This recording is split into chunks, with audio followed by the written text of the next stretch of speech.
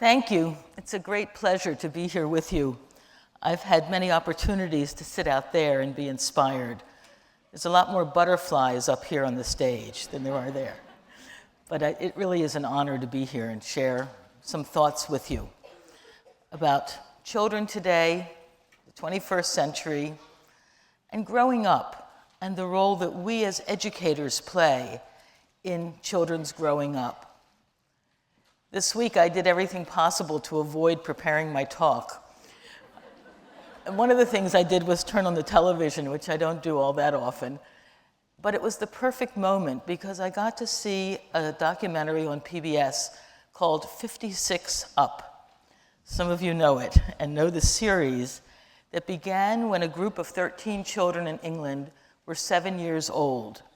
And every 7 years, the filmmaker goes back and interviews them again. It's a remarkable series. And I had seen the early ones, 7, 14, 21, and was always a little confused about which child was now which child, because of course they change. And in this 56 Up, they go to each child and they show some of the footage from when they were 7 and 14, 21, and so on, but focus on them now and their maturity, talking about their lives, their spouses, their children, their grandchildren. And the filmmaker said his original goal was to show the class divisions in England and how rigid they were between the working class and the upper class, and he drew children from the different classes. But over time, his vision, his sense of these films changed. And it's very apparent in this last one that the class differences are there. The children from working class backgrounds basically are in working class professions. And those from wealthier backgrounds went to Cambridge, Oxford, or teaching in universities and so on. But that's not even what's so important now. What's important is that with each one, you see the thread of their life and how it's developed. And we who work with young children, we get glimpses of that thread. And if you're fortunate and have a chance to revisit with some of your former children, then you get to see how that thread develops. The thread of life, or I think of it as the thread of destiny. That part of ourselves we name when we call ourselves I. That's different from everybody else. That my thread of life is different from yours and yours. So here are these children at age 7 and these adults at age 56, and you can see the seeds already there in the 7-year-olds. And this has been a theme that has interested me greatly as an educator. And I've made efforts to stay in touch with some of my former preschool kindergarten children, many of whom are now in their 40s. And I want to tell you the story of one. Little boy, his name was Treys, and he came to me when he was about 3 and a half. I had a mixed age group in a Waldorf kindergarten, 3 to 6-year-olds, basically. And Treys had a difficult beginning in life. He had a difficult birth, and when he was 9 months old, his mother became very ill and was hospitalized, and he was separated from her suddenly and weaned suddenly. It was hard on him. He sort of recovered, and when he was 18 months old, his father became very ill, was hospitalized. That was a lot of shock in the family. And both parents recovered well, and Treys also recovered, or seemed to, but he was a little more fragile than perhaps other children. And when he was 3, he was in Texas with his parents visiting his grandparents, and a huge tornado came through. And the grandparents' home was in a cul-de-sac. All the other houses in the cul-de-sac were reduced to rubble. I saw photos of this. It looked like a bomb had dropped. Their house stood, but every window in the house broke. A street sign from downtown landed in their living room. A car turned over in their front lawn. It was a shock to this child. Maybe a deeper shock than for other children because of these earlier traumas that he had. It went in very deeply. his mother told me that for about 6 months after the tornado, all he could play was tornado. He would just fling things in the air and shout, tornado, tornado. He couldn't focus in on play. When he came to me, it was maybe 9 months after the tornado, and he didn't play like that anymore, but anything that came into his hands that could possibly break, broke. It was as if he had swallowed a tornado, and it was in there and would come out. And we repaired, and I'd send things home, and his mother would repair, and I said, don't scold him. Can't help it at the moment. Just repair. Let him see that what's broken in life can be fixed again. And gradually, things got better. He was also getting some therapeutic help. That helped. And the life of the kindergarten, of the preschool helped. The regular rhythm, the playtime with other children, difficult as it sometimes was for him. Story time he really loved. And in his third year, final year with me, I was searching for a new fairy tale and chose one with him in mind. It's a story you might not know, but it's a beautiful little tale called The Little Hut in the Forest. And in it, there's a prince who's become enchanted. He's an old man with a beard that stretches across the table and down to the floor. And his 3 faithful servants are enchanted and have become a hen, a cock, and a brindled cow. And they live together in a little hut in the forest, waiting for the enchantment to break. And the only one who can break the enchantment is a girl who loves animals as well as people. And that turns out to be the youngest daughter of the woodcutter, who finds her way to this little hut in the forest. I'll tell you the rest in just a moment, but let me say, I chose this for him because he loved animals. It was one of his great strengths in life, and so I thought, oh, he's going to appreciate this story. And almost from the first day of telling it, and I would tell the same fairy tale a number of times, but already on the first day, he seemed especially attentive. And then the story goes on, and the little girl has found her way to this hut in the forest, and she feeds the old man, and she feeds the animals as well. And when she is asleep at night, she awakens to terrible noises. The roof of the house is falling in. The staircase is falling. The walls are falling. She's terrified. But then everything grows quiet, and she goes back to sleep. And when she wakes up in the morning, the little hut has been transformed into a castle. The walls are covered with silk. There's beautiful bed covers over her bed. The old man is now a handsome prince, and the 3 animals are the faithful servants again. And she and the prince are wed, as you can imagine. So here was little Trey just drinking in this story day after day. And after the second day, his mother came to me after school and said, "What story are you telling now?" He said it's his favorite story. And I have to admit, I had a little bit of pride, thinking, yeah, I chose it for him because of the animals. I told her that. And she came to me a couple days later, and these older kindergarten children who are getting ready for first grade, they hear a story a few times and they know it. They go home and tell it. It's an amazing process. They learned it faster than I learned it. He went home and told the whole fairy tale to his parents. But when he got to the part about the little hut falling in, he said, "Just like a tornado." And he kept going. And when his mother told me that, I realized, oh, that's why I chose this story for him. Not because of the animals, nice as they are, but this is why. And then he started to play tornado again. But now he didn't fling things. He took the chairs and he laid them down on the floor in the little playhouse, and he said, "It's a tornado, a tornado." And my assistant brought him the basket of cloths that we had, and he draped them over the chairs. The little hut became a castle. And he played this every day with his friend Minda. And you could feel this knot of the tornado, which had grown smaller over the years. It didn't dominate his life so much, but it felt to me like it was softening, that something was breathing through him now that had not been able to breathe so well before.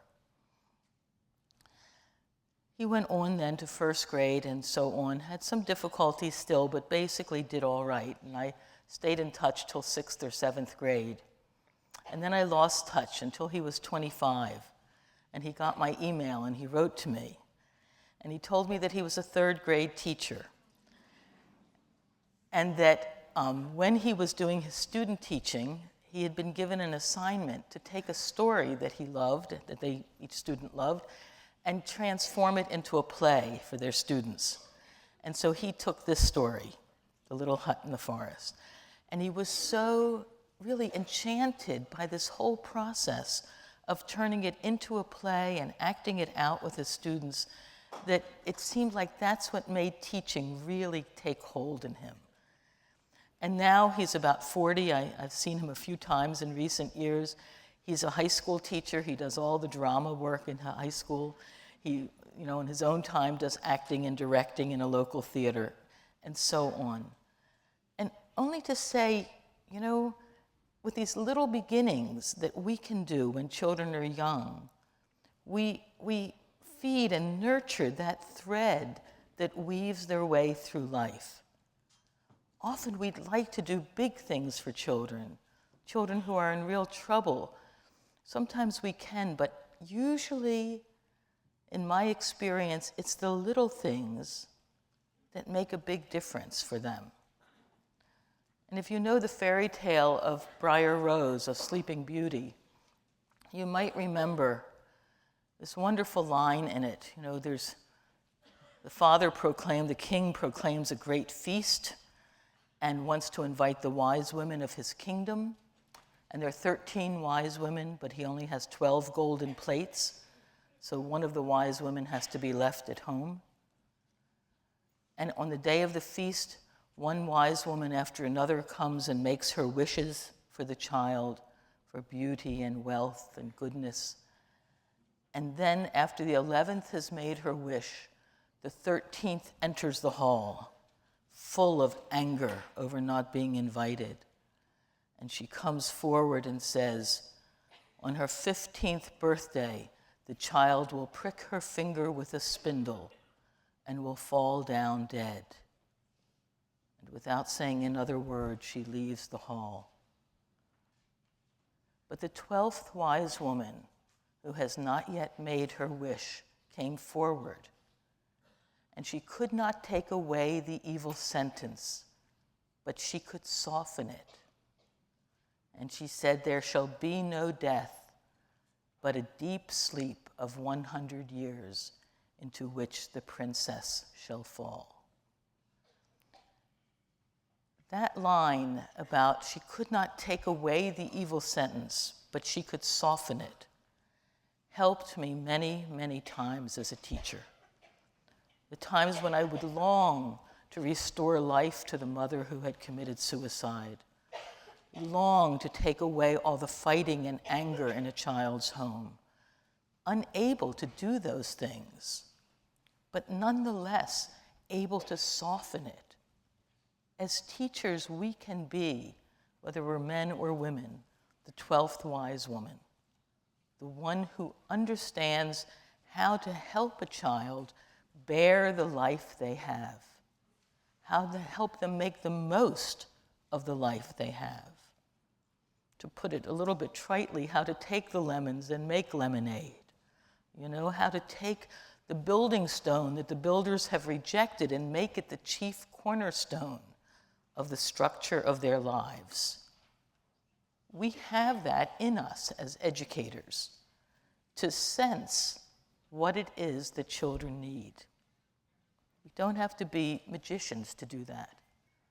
We only have to be loving educators. And then the children reveal to us what they need. Maybe one other little example.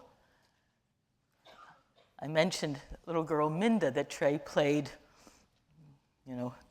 tornado with. And Minda's mother died very suddenly. It was a great shock. And it was shortly before Easter. And so she stayed home, and then there was going to be Easter break. And when I went to the funeral, at the end of it, I went and sat next to Minda and talked to her a bit and explained to her that we were all going to stay home now for a week or two, whatever it was, and then come back to school, and then she'd come back and be with us. And then I had a thought, and I said to her, you know, the Easter rabbit's coming soon. If he listened, I wonder if he would hear a special wish in your heart. And right away, she said something, but she said it so quietly I couldn't hear it. And I leaned way over and I said, oh, he'd have to listen so carefully to your heart. And she said it again, and what she said was, a Cinderella dress. And I remembered that 2 years before, her mother and I were laughing about how Minda liked to dress herself in many, many layers and scarves and all sorts of things, just not even dress up, just dressing. And her mother said, yes, her greatest wish is for a Cinderella dress. And I thought, here it is 2 years later, and this is still her greatest wish. So I went to the back of the church and spoke to some of the mothers from our school who were there and told them. And one of them said, oh, I have a neighbor who loves to sew costumes for children. Why don't we collect some money and have her sew a dress? And so we did. And so on Easter morning, Minda got this beautiful blue Cinderella dress. And then for the first month, when she came back to school, her father hadn't found a house sitter yet. And so every Monday, Minda went to one family, and Tuesday another family, Wednesday another family. It could be very disruptive for a child. But every day she came into the kindergarten with this big plastic sack. Inside was her Cinderella dress. And she would beam at me and say, today I'm going to Jackie's house and play Cinderella. You know, the way children work through their problems in play is, of course, a whole chapter in itself, an amazing part of the life of every child. Stuart Brown's going to talk about play, so I'm going to hold back a little bit on the subject of play. But it's, you know, it's so fundamental. It is their tool for finding their way into themselves and into the world. But it's become increasingly difficult for early childhood educators to have the time, the space, the quiet with their children to be able to do this deeper reading of that life stream of the child, to feed and nourish that. Many, especially those in the public schools, are so beset by the demands of standards. The Common Core standards for kindergarten, if you add up the math and literacy standards, there's 92 different standards. Some of them are, you know, not terrible. They're things we would do anyway in kindergarten. But some of them are not developmentally appropriate. And to meet them, one has to spend inordinate amounts of time and get children to do things, some of whom are ready to do them, and some of the children are not ready to do it. It's a great strain. Some of you may be in that position. An interesting Common Core standard for kindergarten is the reading standard. It says to read emergent literature with fluency and understanding. The only saving grace, as far as I'm concerned, of that standard is that nobody knows what emergent literature is. So it leaves a lot of scope for interpretation. But in order to meet it, of course, children need to know the alphabet, and not just the uppercase or not just the lowercase. There's a standard that requires that they know both upper and lowercase by the end of kindergarten. Most of us went to school in an era when you entered first grade, you knew you were there because there was the alphabet over the blackboard. You know, and you had alphabet books at home or kindergarten, but Nobody had expected you to know all those letters. It was enough to know the letters in your own name, right? No more. Upper and lower case. And there's others like that. You know, we worked hard, actually, in the Alliance for Childhood to get the kindergarten standards out of Common Core. We said they don't belong there. Put them together with preschool standards, you know, at a future time and let it be developmentally appropriate. We lost that battle. So the kindergarten standards are there. Inside the Common Core that was intended to get youngsters ready for college or the workplace, and then got step down to kindergarten. So the kindergarten standards are like a miniature of the 12th grade standards. It's a completely wrong way to approach it. And yet with a stubbornness that is really difficult to understand, this country is just adamant about wanting to treat kindergarten children that way. And now with a new emphasis on preschool, and this week the new laws were introduced that are being introduced into Congress that will give additional funding for preschools, and that's great. Give additional funding for Head Start, and that's great. Give an assurance that the tests that will be used will not be used for high-stakes purposes, but there will be tests for preschoolers. It's such a mixed bag. We all want the new attention, we want the funding, and we want healthy education for our children. And there's a lot of concern that it won't be. That it will be that kindergarten curriculum that got stepped down from 12th grade will now get stepped down into the preschool. There's a high likelihood that that will happen, I would say. It will happen state by state. This is not a national set of standards. And so it will behoove us, if the law passes, to work intensely in our states to try to get the best possible standards for children. It used to be called guidelines. That breathed better than standards. Now it's standards. You know, what's odd is that we talk all the time about education being evidence-based. But if you look for the evidence that says children should read at age 5 in kindergarten, you will look high and low, and you will not find it. It doesn't exist. There was recently a doctoral thesis written on this, and you have to do quite a search of literature when you're doing a doctoral thesis. And Sebastian Sugate, the researcher,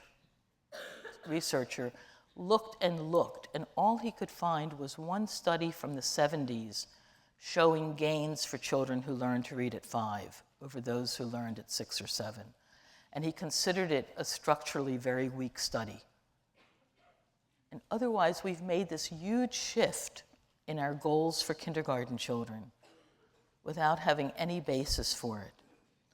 And Sugate's, one of his studies was to look at countries, wealthy countries that give the students the PISA exam, if you know that, PISA, to 15-year-olds, sampling 175,000 or so students from the 30 or 40 wealthiest countries every few years.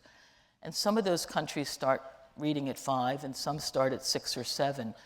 And so he looked at the scores when the students were 15, and he could find no differences at all. And in New Zealand, where he did his research, he looked at students who learned to read at 6 or 7 in Waldorf schools, those who learned to read at 5 in the public schools, and they all took the same standardized test at age 11, and there were no differences. So why do we pressure our 5-year-olds so? Why are we so stubborn that we can't look, for instance, at the NAEP tests, which we respect? These are done by the Department of Education for 4th graders, 8th graders, 12th graders every couple years. If you look at the NAEP literacy scores, there's a chart, 1992 to 2011. How you would expect, because we've put so much emphasis on literacy in these decades, you'd expect quite an increase in the scores. NAEP is scored on a base of 500, not 100. So I would have expected at least 20 or 30 point gain in 20 years of all this emphasis on literacy. Fourth grade gains, 4 points out of 500. It's paltry. But instead of saying, whoops, what we've been doing is not working, we say, it's not working because we don't start early enough. We need to start younger, and then they'll get it. No, lots of children read at 5, I know that, but it comes out of themselves. I once gave a book to a 3-year-old on her 3rd birthday, and she read it. You know, I mean, children can be quite amazing about reading, but that's not the norm. That's not the pressure and the goal that we should be pushing children towards. They will read. Almost all of them will, with help and support and guidance and so on, but there's no reason to start it so soon.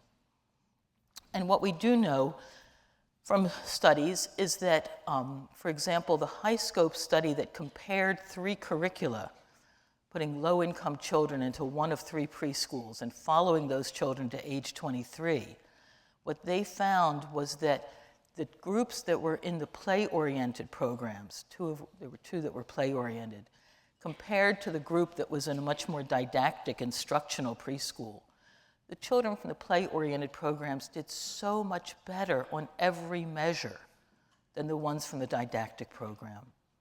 So for example, going through school, children were recommended for special education at very different rates depending on which program they were in.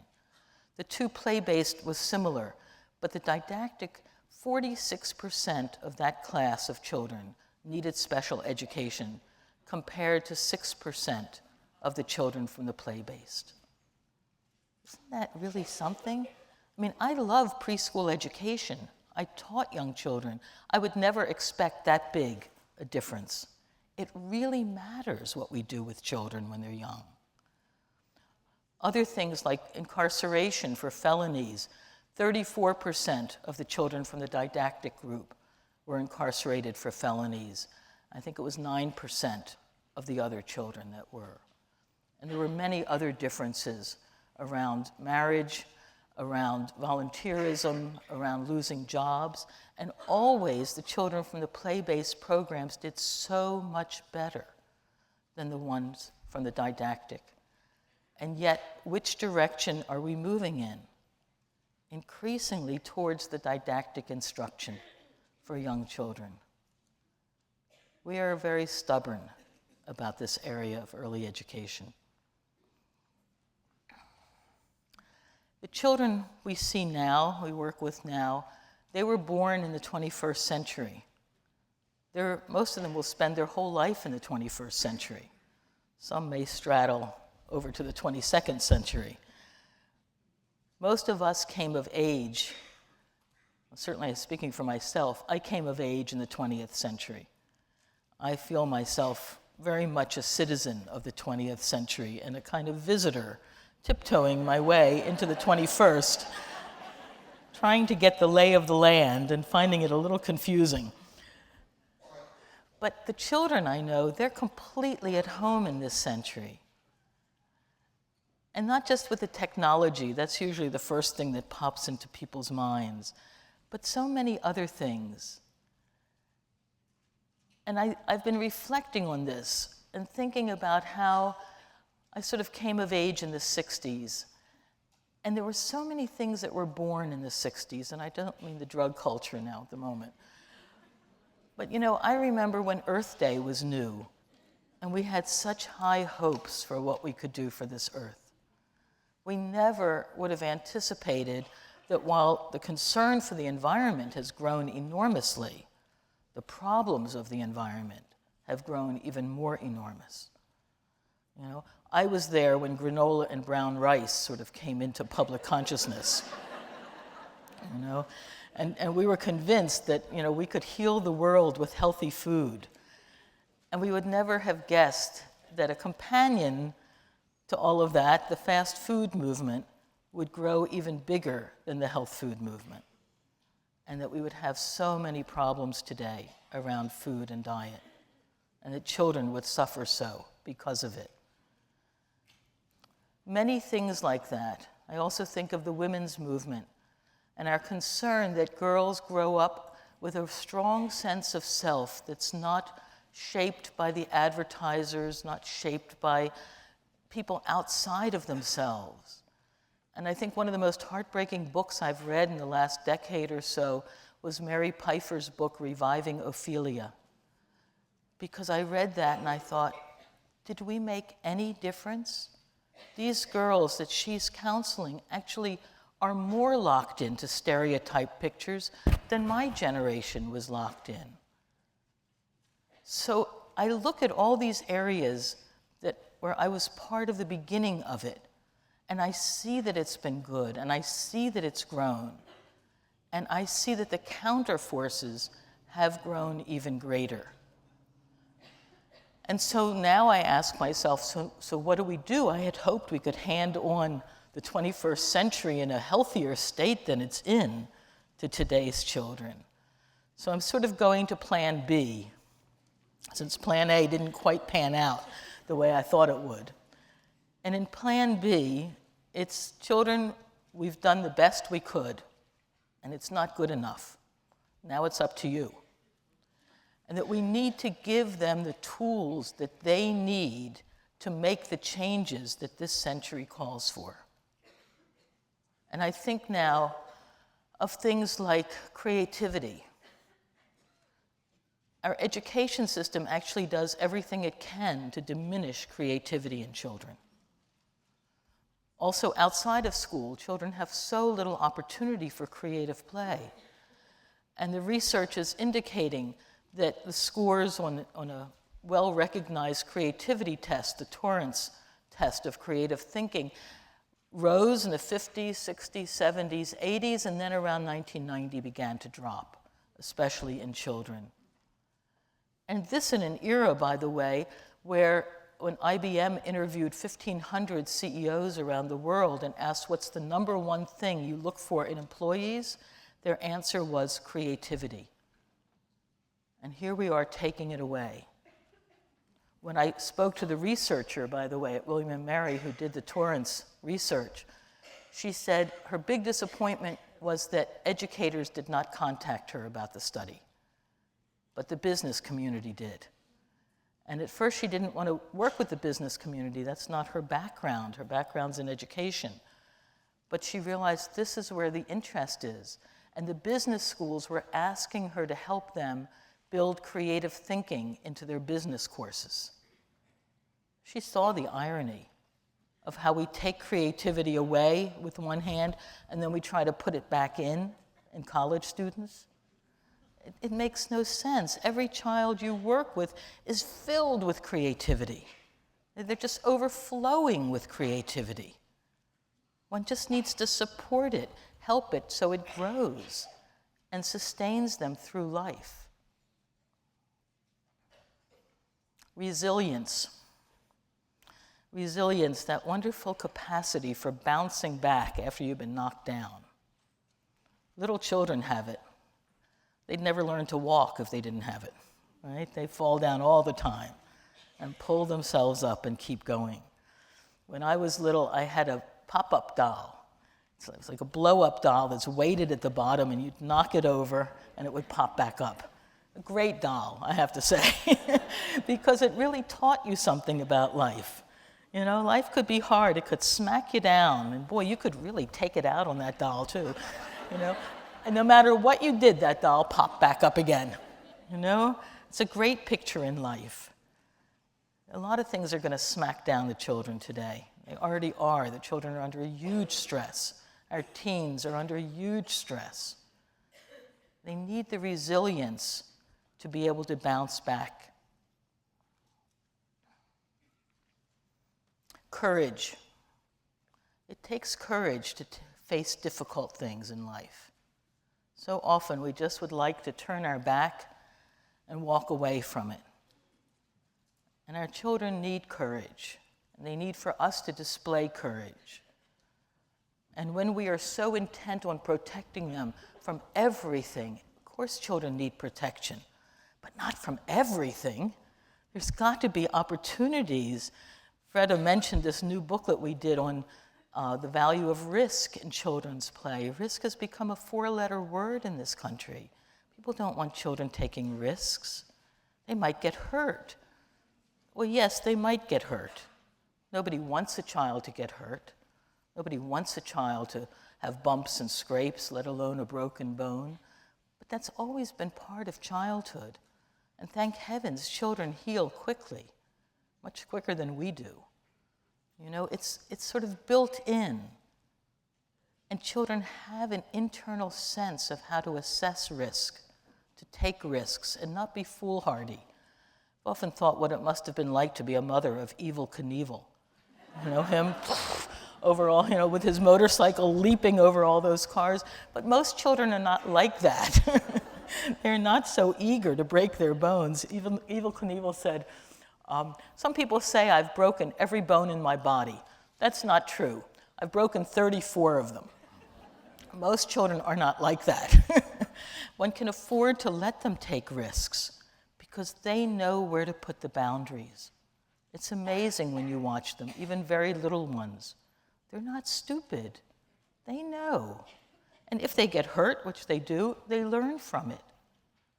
I used to do a lot of sewing with children in my classroom, and people would say, "You give a sharp needle to a 3-year-old? Don't they stick themselves?" And I said, "Yeah, once. The much bigger risk is that 3-year-olds have no idea where their hand is going. So if you give them a long thread, they're likely to poke the next child, but not themselves. So you give them a short thread.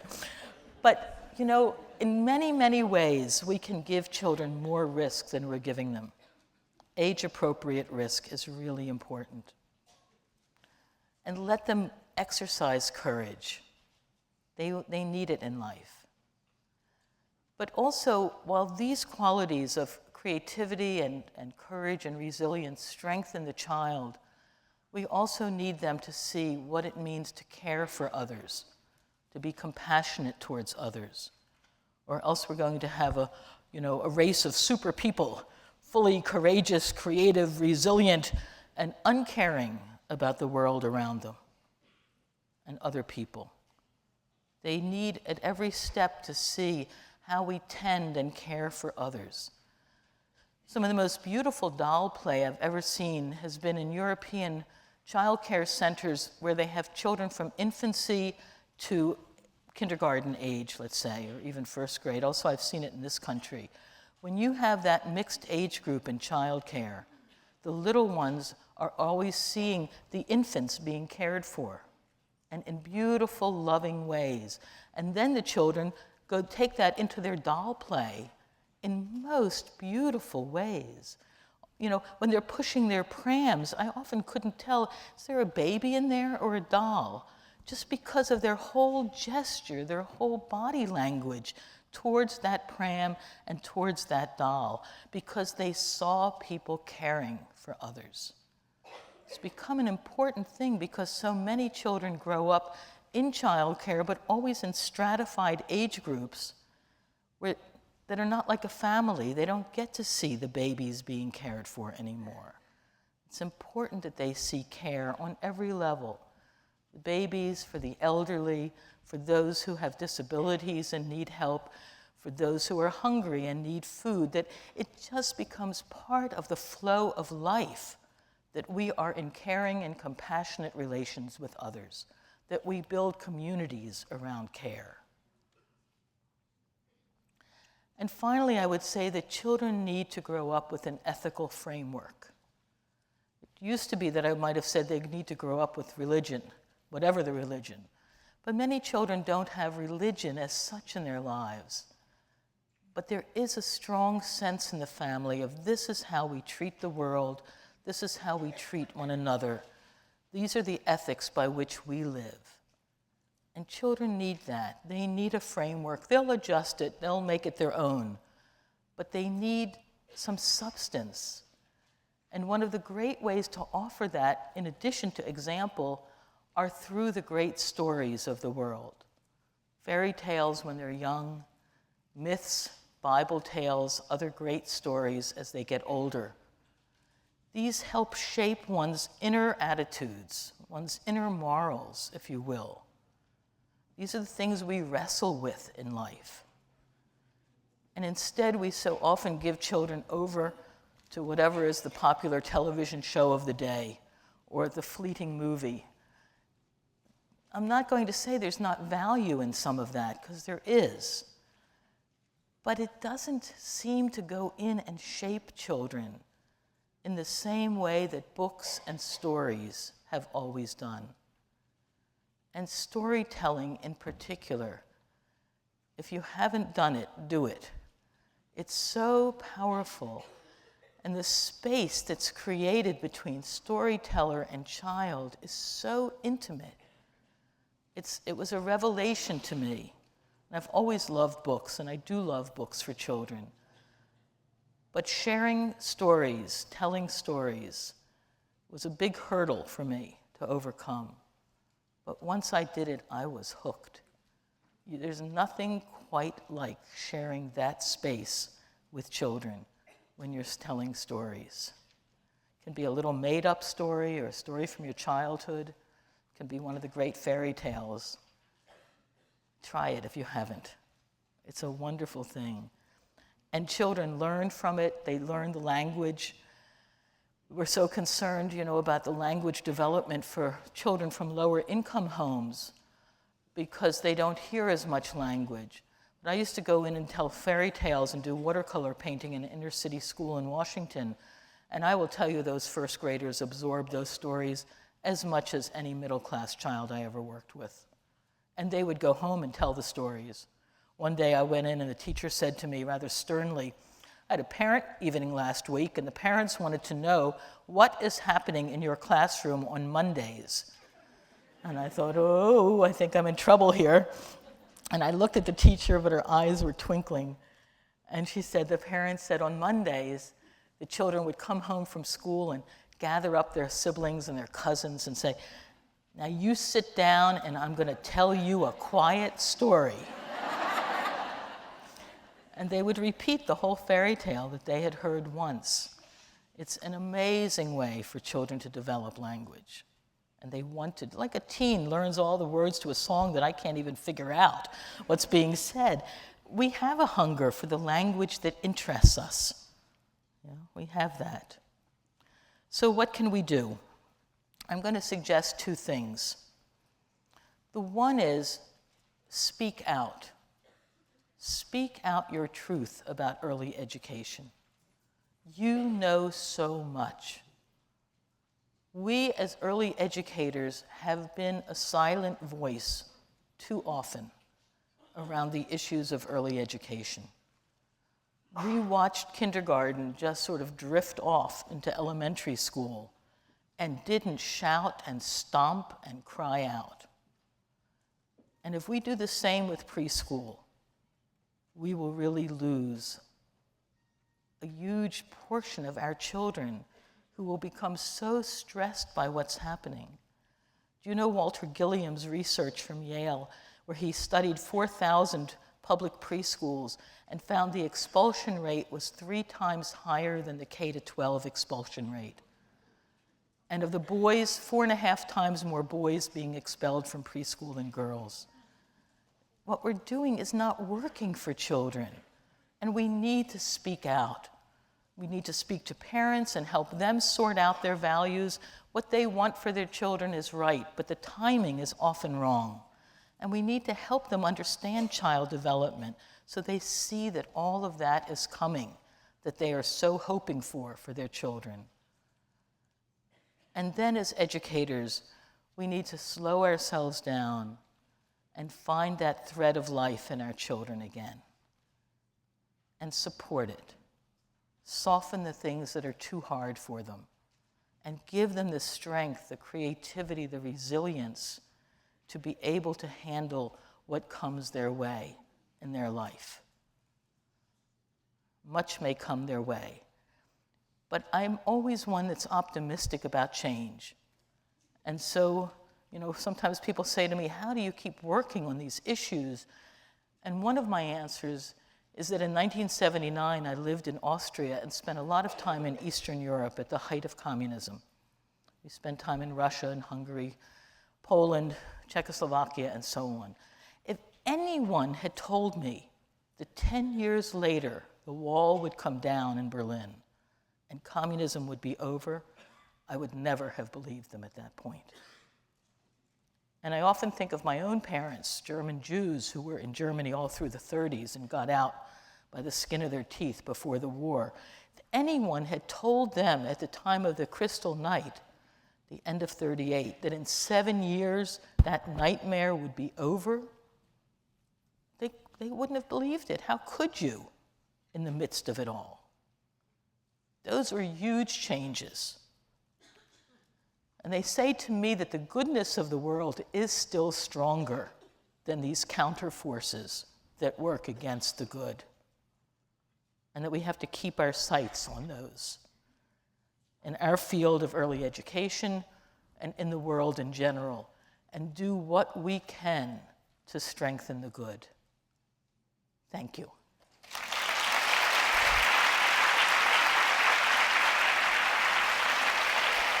Thank you.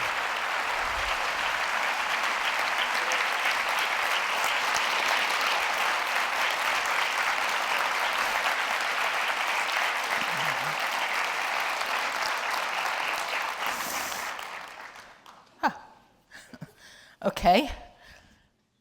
Here's one I love. How do you learn and find out about puppetry? What's the magic of it? Well, I am doing a workshop on this afternoon. But let me just say that I have pondered for 30 years now the magic of puppetry. And I'm not sure I can answer it yet. There is something about a puppet, whether it's on a hand or in strings, that opens something up in us. And I just experienced it for myself. I was in London and I saw the play War Horse, which is done with these huge puppets of horses. And I bought my ticket late, so I had to sit in the second row. What a hardship. I got to watch those puppeteers do everything, and of course be fully immersed in the story at the same time. There's something about puppetry that allows us to suspend belief, I think is the term. You know, we know it's just a puppet, and we know it's something much more at the same time. And I've done puppetry with children for years, and I always included it when I'd have a festival celebration so the parents could see it, because I found the adults were just as touched by it as the children were. And one memorable time, I had a father who was, this goes back some years when Clinton was in the White House in his first term. This father in my class was Al Gore's science and technology advisor. He helped pave the superhighway, the information superhighway. Remember that one? And he's a wonderful man. I'm very fond of him now. But, you know, like a good Washingtonian, he always had his mask on. So I could never kind of get in there to talk to him. I live outside Washington, so I know a lot of Washingtonians. Anyway, I did a puppet play on the last day of school. And the parents were there. And at one point, I kind of looked up. I usually didn't, because you could lose yourself in the children and the parents. But I looked up, and his face was so open. And I had a chance to talk with him after, and we had such a conversation. And that led to a thread that's gone on ever since. I just saw him a couple weeks ago at a party, and we just had such a warm connection that began that day with the puppet show. There is something about puppets that opens us up. But what exactly it is, I leave it to someone else to say, because I am not sure. Oh, this is also about puppetry. Could you talk about your work in the classroom involving puppetry? What age groups? How does the puppetry develop throughout the years? Well, a lot of people have worked on puppetry from young children up through adolescence, doing really professional level shows with teenagers. I haven't done that yet. I have done adult puppetry, that is Goethe's fairy tale, which is a very long, complex story that's more for teens and adults. We did on a full stage like this with big marionettes. And I've done little things in the kindergarten. And now we're hoping, a group of us, to start developing plays for elementary age children. Every age, including the adults. I'm just now, I decided to treat myself in my semi-retirement to taking a course in puppetry that started last summer. So I have a whole new set of inspirations to work from. It's odd that it's so hard for me to talk about puppetry. I think it's because it comes from such a deep place in me. But it's just so worthwhile, even if it's the smallest little things. I'm sorry I didn't bring out a few little things to show you, because it can be the smallest little thing, and the children are just right there with you. It's amazing, and the adults are right there with you too. I think there's an innocence to puppets that touches us deeply. And Rudolf Steiner, who was the founder of Waldorf education, did a lot of work with puppeteers, and he said, puppetry is a cure for the ills of civilization.